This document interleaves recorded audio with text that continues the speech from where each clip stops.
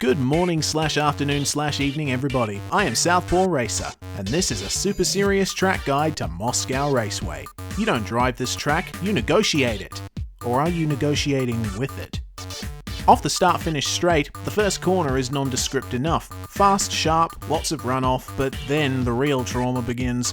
Off camber, no apex, killer curbs, no consistent line through the corner, check, check, check, and checkmate.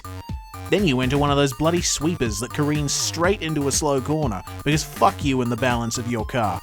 And because the track wants to see you walk a tightrope over a pit of ceiling fans, you have to swap direction instantly for a corner suspiciously similar to turn 2.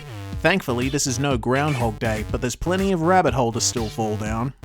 Once you've managed to get on the throttle without cocking it up, there are a few flat-out meandering kinks that really require no effort.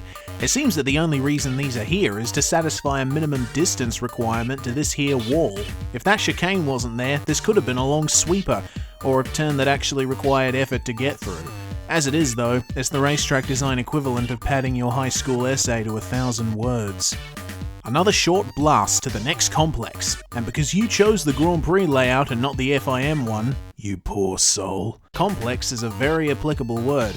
An uphill chicane that is blind and fast. Usually words that set off fireworks in the minds of racers, but here it fills you with dread. It widens in the middle for whatever reason, and the entry to the following set of corners will be compromised no matter what you do. Run wide or spear off, take your pick. Why does this even need to be here? All it does is make a potential passing opportunity harder to achieve. Again with the essay padding. Do I write wouldn't or would not?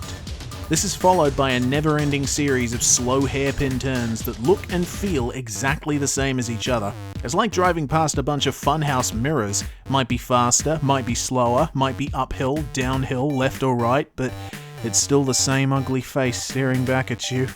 The endless monotony is eventually broken by a different kind of monotony. Gotta keep it fresh like it's 2001. An endlessly long straight which, like many tracks, gives you a lot of time to think.